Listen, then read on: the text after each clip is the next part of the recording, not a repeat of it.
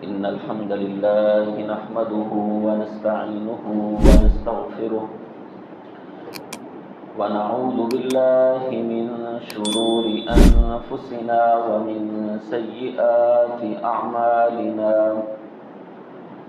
من يهده الله فلا مضل له ومن يضلل فلا هادي له وأشهد أن لا إله إلا الله وحده لا شريك له وأشهد أن محمدا عبده ورسوله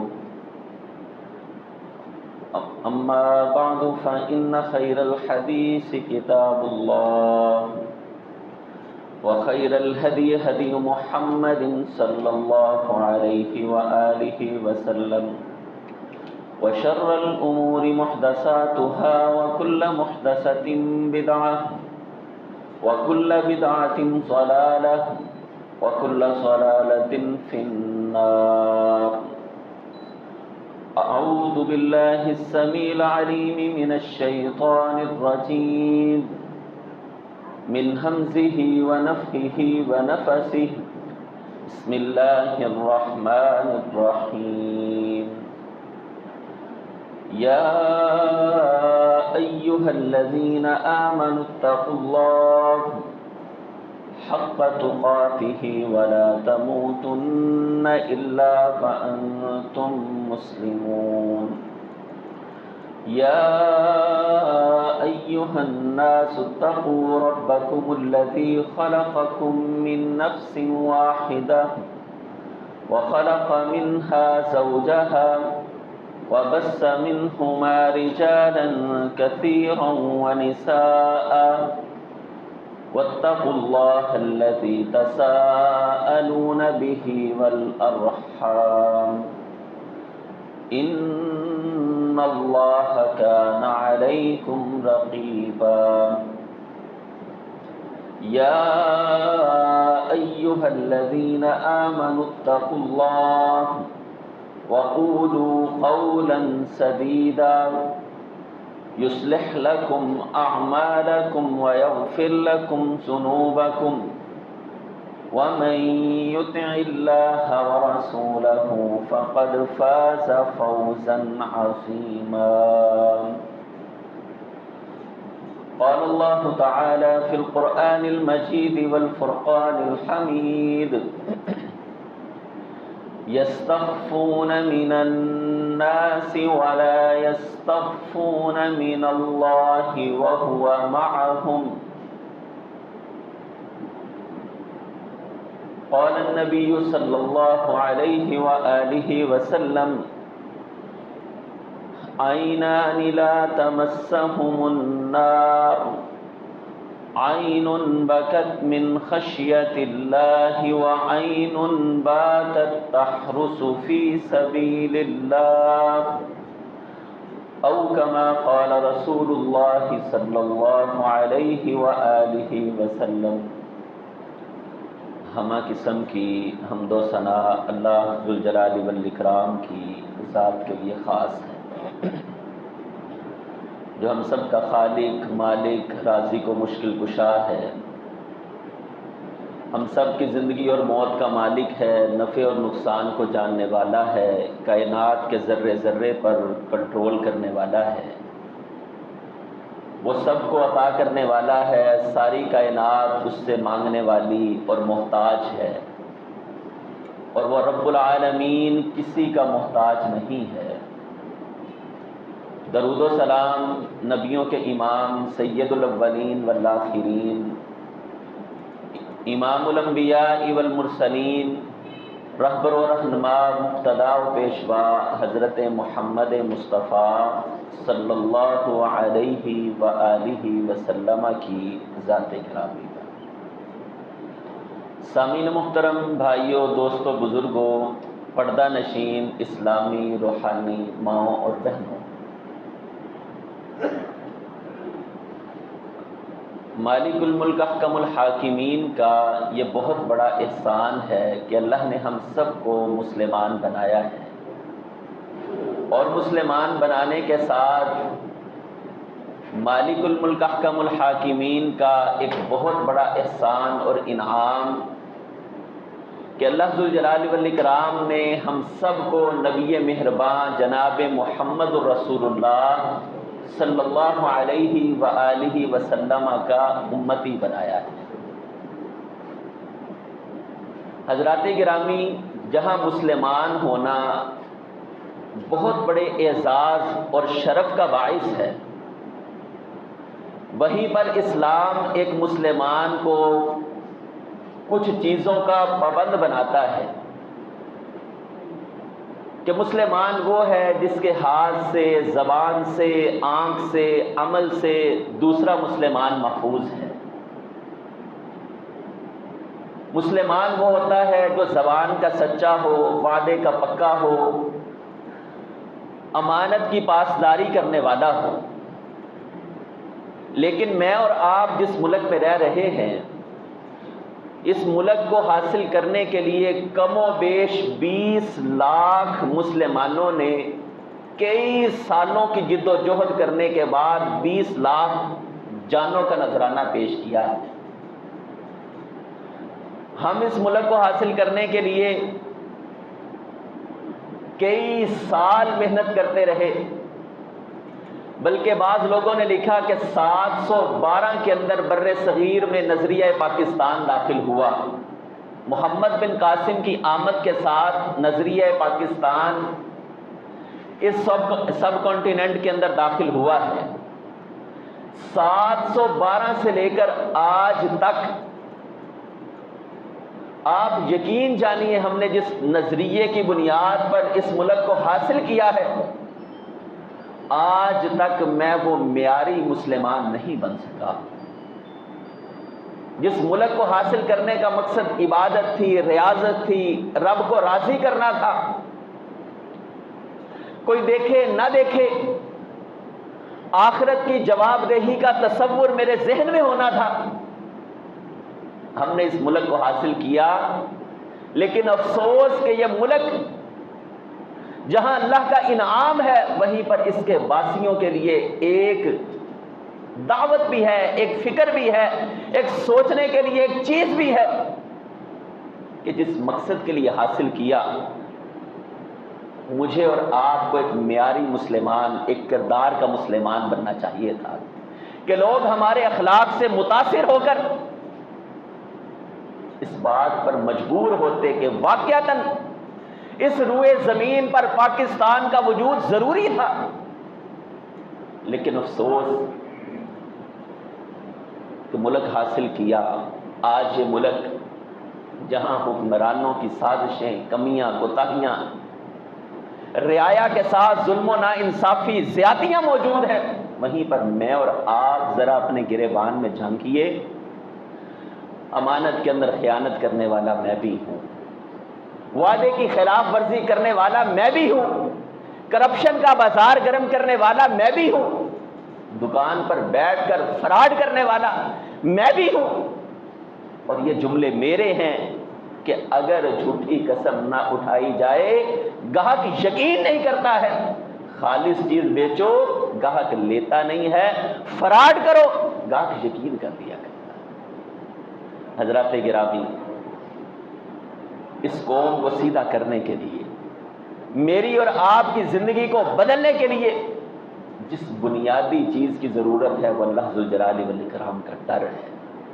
جب بندے کے اندر آپ لاکھ کیمرے لگا دیں، کیمرے کی آنکھ آپ کو دیکھ رہی ہے، سینسر سسٹم لگا دیے جائیں، لیکن جب تک بندہ خود نہیں بدلتا ہے، دنیا کی کوئی بھی طاقت انسان کو بدل نہیں سکتی ہے۔ حضرات، جہاں اس ملک کو حاصل کیا قربانیوں کی بدولت، آج اس ملک کے رہنے والوں کو اپنے اخلاق کو سنوارنے کی ضرورت ہے۔ یہ دعوت میرے لیے بھی ہے، آپ احباب کے لیے بھی ہے۔ میں بدلوں گا، جب یہ سوچ آئے گی کہ میں بدلوں گا تو بدلے گا پاکستان۔ ہم یہ سمجھتے ہیں کہ شاید دوسرا بدلے گا تو پھر چینج آئے گی۔ میں بھی اسی معاشرے کا ایک حصہ ہوں، ایک فرد ہوں، ایک اکائی ہوں۔ جب ہر فرد یہ سوچ کر آگے بڑھے گا کہ میں نے اپنی ذمہ داریوں کو ادا کرنا ہے، علاقوں کے نقشے چینج ہوں گے، افراد کے ہاتھوں میں ہے اقوام کی تقدیر، اور ہر فرد کے ملت کے مقدر کا ستارہ، ہر فرد ملت کے مقدر کا ستارہ ہے، وہ فرد میں بھی ہوں، آپ بھی ہیں۔ حضرات گرامی، اللہ ذوالجلال والاکرام قرآن مجید فرقان حمید میں فرماتے ہیں، آپ دیکھ لیجئے ملک کے اندر کئی ادارے انسان کو راہ راست پر لانے کے لیے بنائے گئے، CCD بنا دیا گیا، CTD بنا دیا گیا، کبھی کرپشن کو پکڑنے کے لیے نیب بنا دیا گیا، لیکن پاکستان میں کرپشن بڑی، بے رحمی بڑی، بے حیائی بڑی، فحاشی اور عریانی بڑی، تمام اشاریے دنیا کے مقابلے میں ہمارا یہ ملک، اچھا اس بات میں پریشان ہونے کی ضرورت نہیں ہے، بعض بھائی ہمارے جو خیاروں سے متاثر ہو جاتے ہیں کہ فلاں ملک وہ بس کلمہ پڑھ لے تو ہمارے سے بہت اچھے مسلمان ہیں، بہت اچھے ہیں، بڑے بہترین ہیں۔ حضرات، قانون کے ڈر سے، جرمانے کے ڈر سے، قانون کی سختی کی وجہ سے اگر آپ کسی کو جرم سے روک لیں، یاد رکھیے اس کے اندر فرد کا اپنا کوئی کردار نہیں ہوا کرتا ہے۔ اگر قوم جرمانے کی وجہ سے ہیلمٹ پہن لے تو گورنمنٹ اسے اپنی کامیابی نہیں کہہ سکتی ہے، بندہ یہ نہیں کہہ سکتا ہے کہ میں ماننا شروع ہو گیا ہوں۔ جب آپ، پتہ تو جب چلتا ہے جب غیر مسلموں کو کسی موقع پر چھوٹ ملتی ہے، کرسمس کا تہوار آئے قانون نرم کر دیا جاتا ہے۔ دنیا میں سب سے زیادہ زناکاری کے کیسز ایک دن کے اندر رپورٹ ہوتے ہیں۔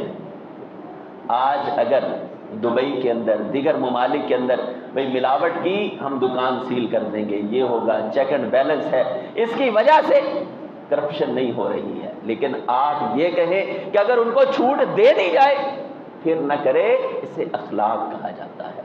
آج ہماری قوم کو اپنا اخلاق سنوارنے کی ضرورت ہے، دوسرے بھی بگڑے ہوئے ہیں، ہمیں بھی اپنے آپ کو سنوارنا ہے۔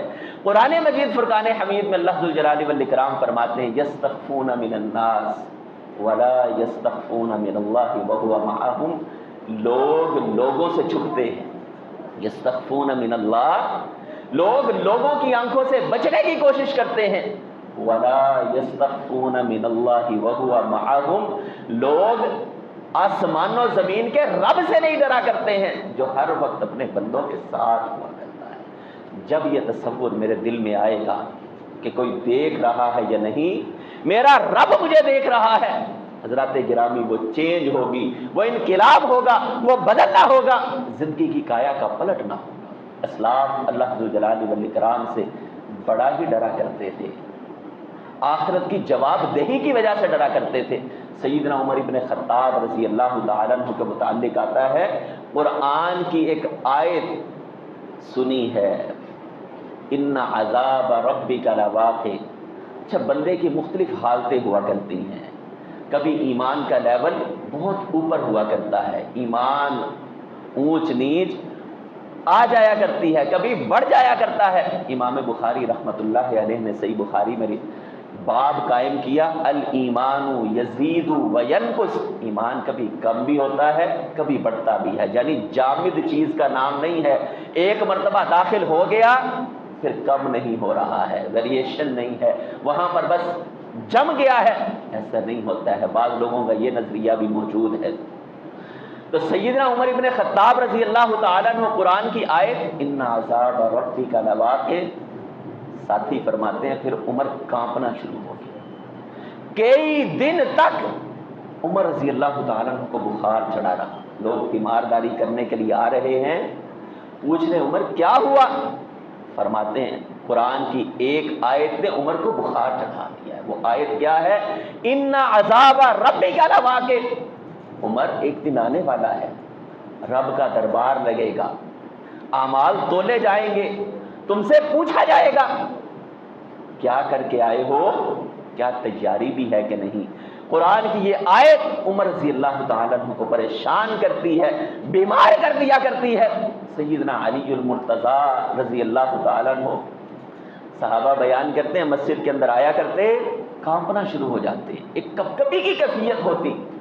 عمر علی رضی اللہ تعالیٰ عنہ روب اور دبدبا، اللہ ذوالجلال والاکرام نے آپ سے کئی مار کے کامیابی سے سر کروائے، وہ علی رضی اللہ تعالیٰ عنہ رب سے ڈرنے کا عالم کہ کہیں ایسا نہ ہو کہ جس کے گھر میں داخل ہو رہا ہوں کوئی عمل ایسا ہو جائے جو اس رب کو ناراض کرے۔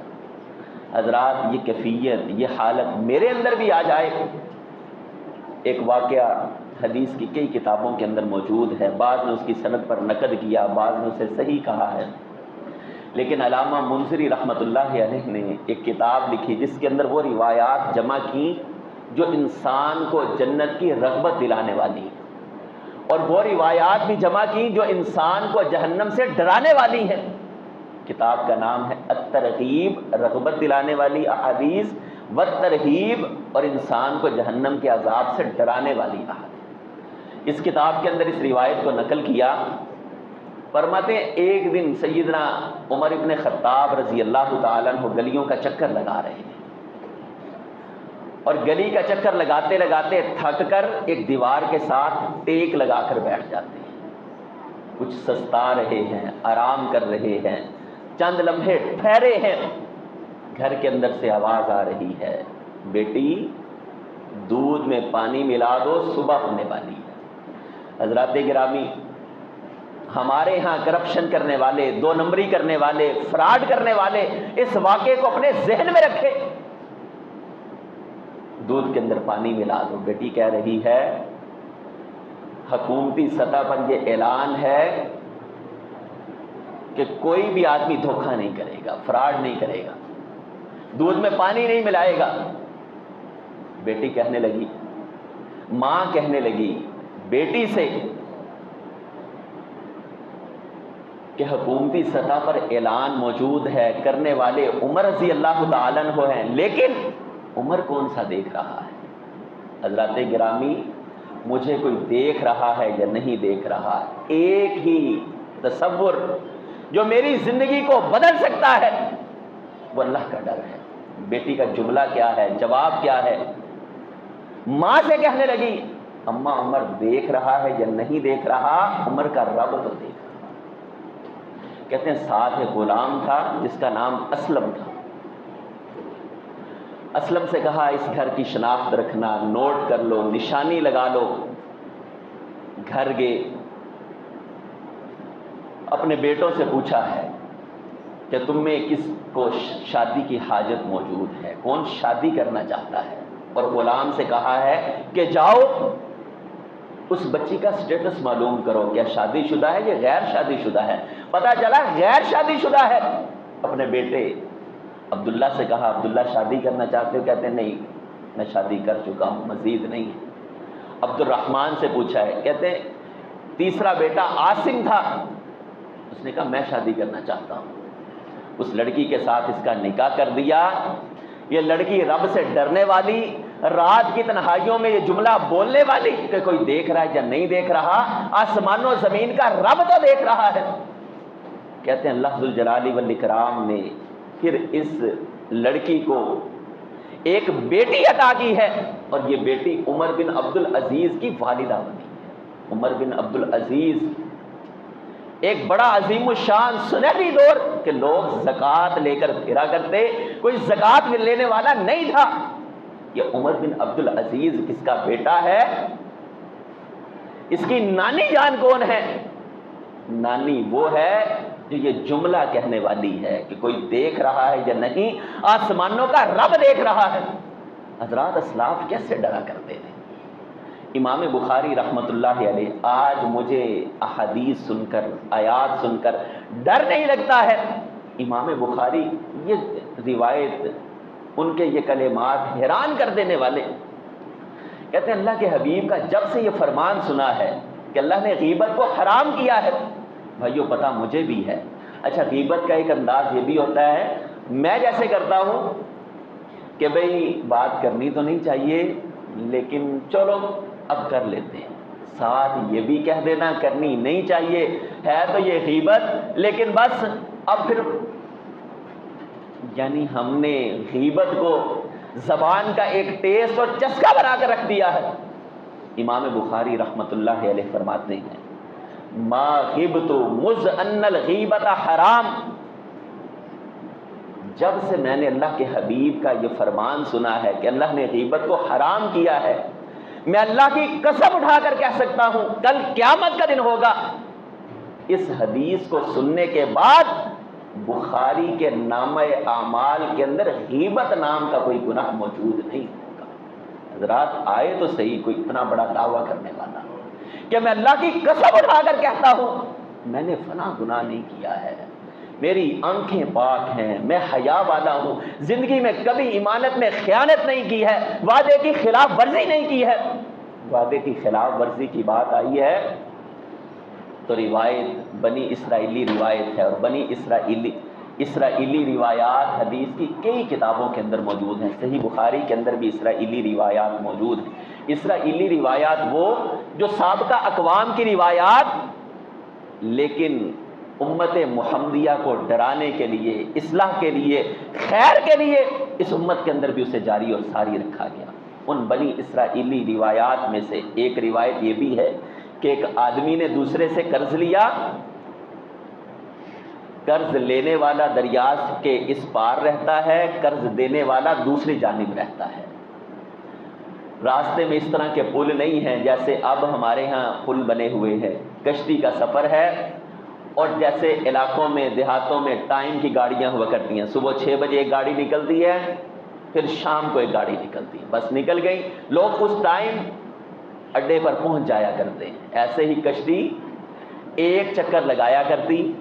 اب اس آدمی نے اس سے قرض لے لیا اور ٹائم طے ہو گیا کہ فلاں دن تمہیں واپس کر دوں گا۔ اس نے کہا اچھا یار کوئی ضمانت، کوئی گواہ؟ کہنے لگا گواہ اللہ کی ذات ہے بس، اور کسی کی ضمانت تو دے دو یار۔ کہنے لگا اللہ ضامن ہے۔ حضرات انسان کو بدلنے والا تصور آسمان و زمین کا رب دیکھ رہا ہے۔ اس قوم کے اندر، اس ملک پاکستان کے اندر جب یہ تصور آئے گا، یہ ملک دنیا کے ملکوں میں بہترین ملک بن جائے گا۔ ضمانتی بھی اللہ ہے، گواہ بھی اللہ ہے۔ فلاں تاریخ آئی، یہ آدمی جس نے قرض لیا تھا دریا کنارے کھڑا ہے، کشتی جا چکی ہے، اور بعض نے لکھا کہ کشتی آئی نہیں تھی، اس دن کشتی چلی نہیں۔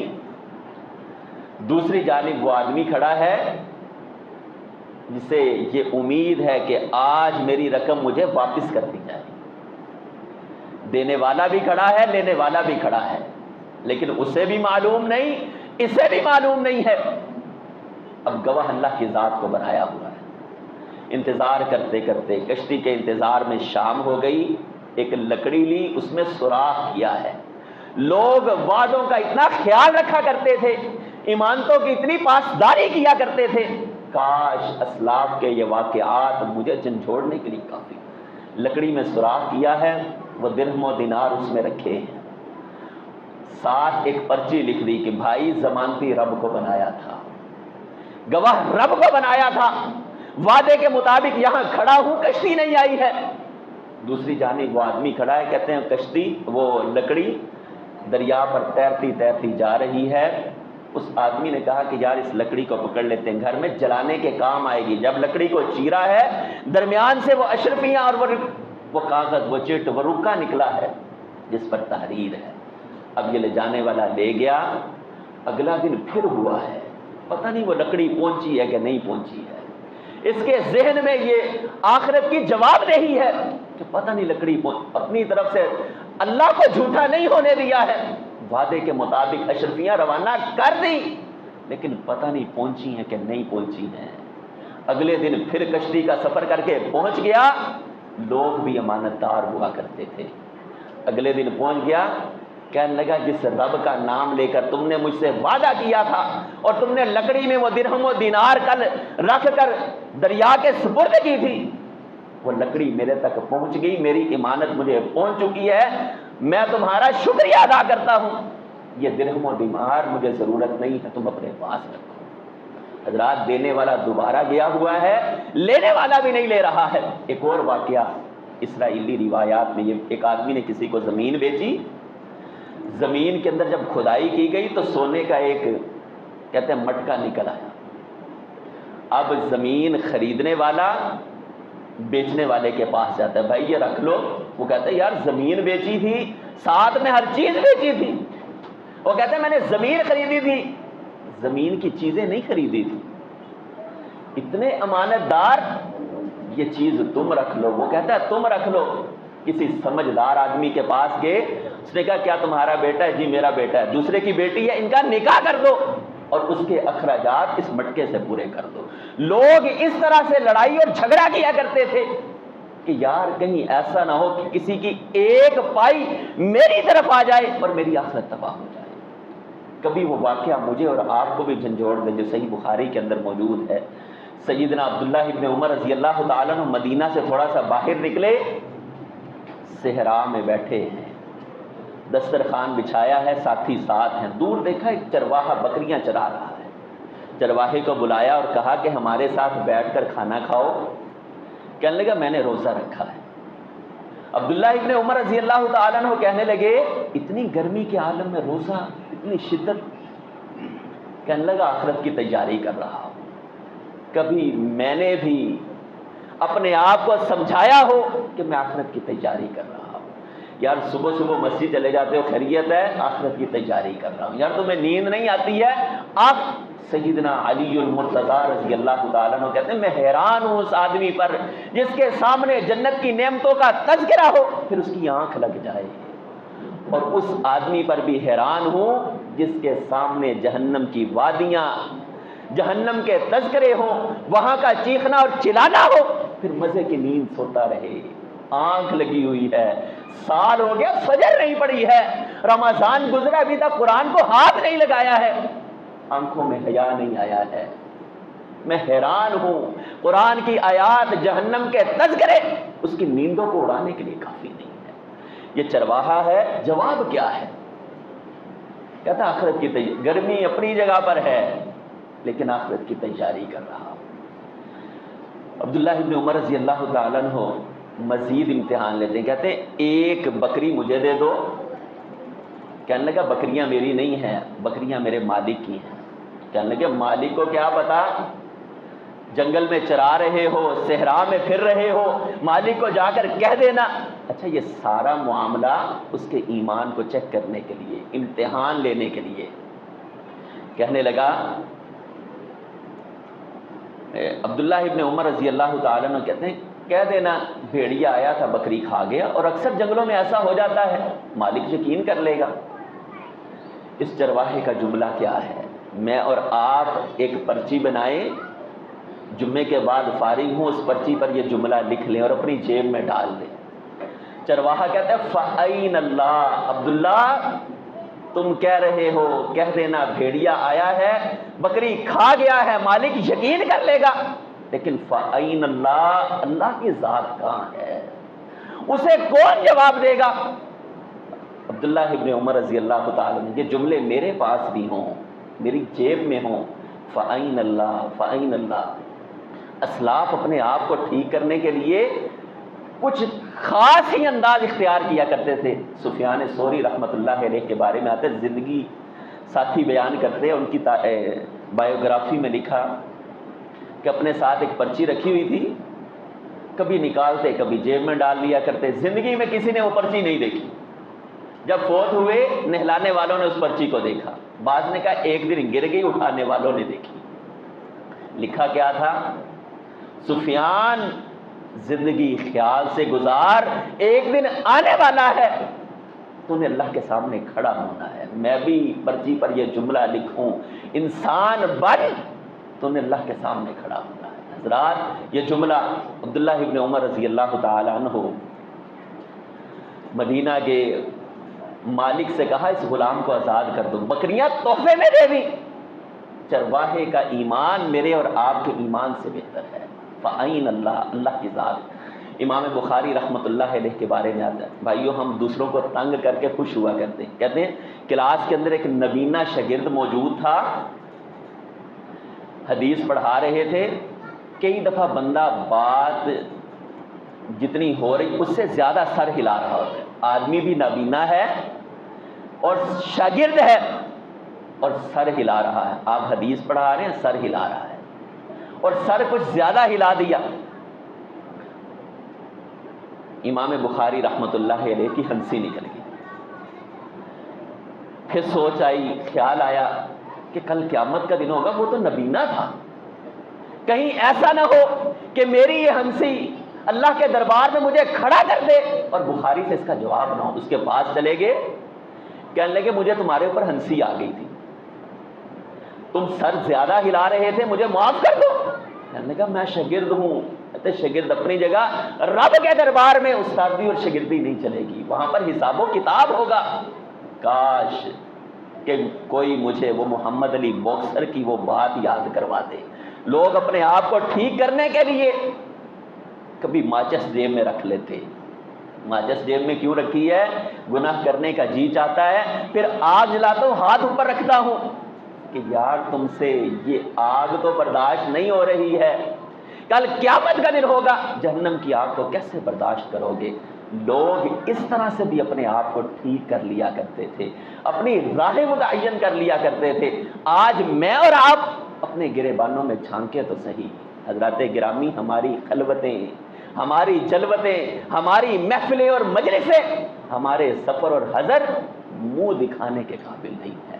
مولانا عبدالرشید مجاہد آبادی، میں پہلے بھی کئی مرتبہ ان کی یہ بات سنا چکا ہوں، بہت سارے لوگ ان کے پاس ایک عالم دین بھی ہیں، لمبی عمر بھی ہے، لمبی عمر کے ساتھ ایک شاندار تجربہ بھی ہے، کوئی نصیحت کر دے، خصوصاً علماء کرام کو ان کی نصیحت یہ ہوا کرتی ہے کہ پتر اپنی تنہائی پاک رکھنا، رات کی تاریکیوں میں جو بندہ پاک نہیں ہے وہ عالم کہلانے کے لائق نہیں ہے۔ ممبروں پر آ کر باتیں کرنا بڑا آسان ہوا کرتا ہے، اصل دعوت انسان کے کردار کی دعوت ہوا کرتی ہے۔ پتر اپنی تنہائی پاک رکھ، بس یہی نصیحت ہے، یہی زندگی کا خلاصہ ہے۔ رات کی تنہائیاں، حضرات گرامی، میرا موبائل کوئی چیک کرے مجھے پریشانی نہیں ہونی چاہیے۔ آج میں اور آپ دوسروں کے پانی چیک کرتے، میں جانتا ہوں تم کتنے پانی میں، تم کتنے پانی میں، لیکن آسمان و زمین کا رب مجھے بھی جانتا ہے کہ میں کتنے پانی کے اندر۔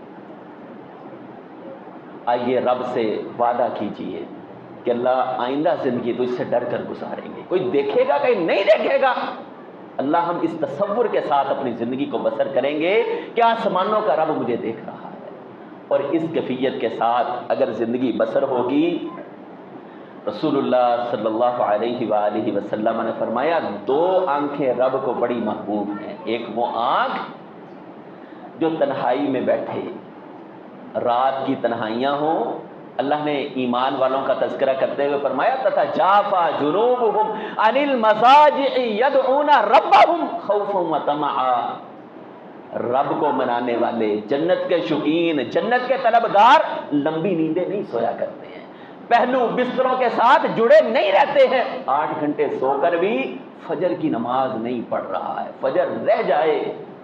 فرمایا تتجافا جنوبہم، اپنے آپ کو نرم گرم بستروں سے دور رکھ کر۔ دو آنکھیں رب کو بڑی محبوب ہیں، تنہائی میں بیٹھے میں ہوں اور میرا رب ہو، اور پھر میں اپنے گناہوں کو یاد کروں اور آنکھوں سے آنسوؤں کو جاری کروں۔ رسول اللہ صلی اللہ علیہ وسلم نے فرمایا اس آنکھ پر جو تنہائی میں بیٹھ کر آنسو بہانے والی ہے، اللہ نے جہنم کی آگ کو حرام کر دیا۔ اور دوسری وہ آنکھ جو سرحد پر کھڑی ہے، میدان جہاد میں کھڑی ہے، دشمن کے مقابلے میں ہے، اور دشمن کو ناکو چنے چبوانے پر مجبور کر رہی ہے۔ فرمایا جہاد فی سبیل اللہ میں پہرا دینے والی آنکھ پر بھی اللہ نے جہنم کی آگ کو حرام کر دیا۔ اور کل قیامت کا دن ہوگا، آخری روایت بیان کر کے بات کو ختم کرتے ہیں۔ صحیح بخاری کے اندر یہ روایت موجود ہے، دیگر کتابوں کے اندر کل قیامت کا دن ہوگا 7 قسم کے خوش نصیب انسانوں کو، ایک روایت کے مطابق، دیگر روایات میں اور بھی اقسام موجود ہیں، 7 قسم کے انسانوں کو اللہ ذوالجلال والاکرام اپنے عرش کا سایہ عطا کرے۔ اچھا ان میں جہاں پر امام عادل، عدل کرنے والا امام، وہاں پر دو لوگ ایسے ہیں دونوں کا عمل رب سے ڈرنا ہے. ایک وہ وَرَجُلٌ دَعَتْهُ امْرَأَةٌ ذَاتَ مَنْصَبٍ وَجَمَالٍ، ایک وہ آدمی جسے حسین و جمیل، حسب و نسب والی، مالدار، خوبرو، خوب صورت عورت برائی کی دعوت دیتی ہے. فقال انی اخاف اللہ، کہتے ہیں میں اللہ سے ڈرتا ہوں. بس جب جواب یہ ہے، فرمایا کل قیامت کے دن اللہ اپنے عرش کے سائے کے اندر کھڑا کرنے والا. اور دوسرا آدمی جو عرش کے سائے میں کھڑا ہونے والا ہے، اس کا عمل بھی اللہ سے ڈرنا ہے. وَرَجُلٌ ذَكَرَ اللَّهَ خَالِيًا، اور دوسری روایت میں وَرَجُلٌ شَابٌ، جوانی کے ایام بھی بڑے عجیب ہوا کرتے ہیں حضرات.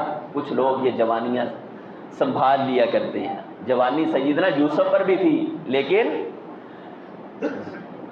شاہ مصر کی بیوی کہہ رہی ہے حیت لک، جواب کیا ہے؟ معاذ اللہ، جنت کے طلبگار برائیاں نہیں کیا کرتے ہیں، بے حیائیوں کے پیچھے نہیں پڑا کرتے. ایک میں ہوں، میں مواقع تلاش کرتا ہوں، بھاگتا ہوں پیچھے پیچھے پیچھے پیچھے.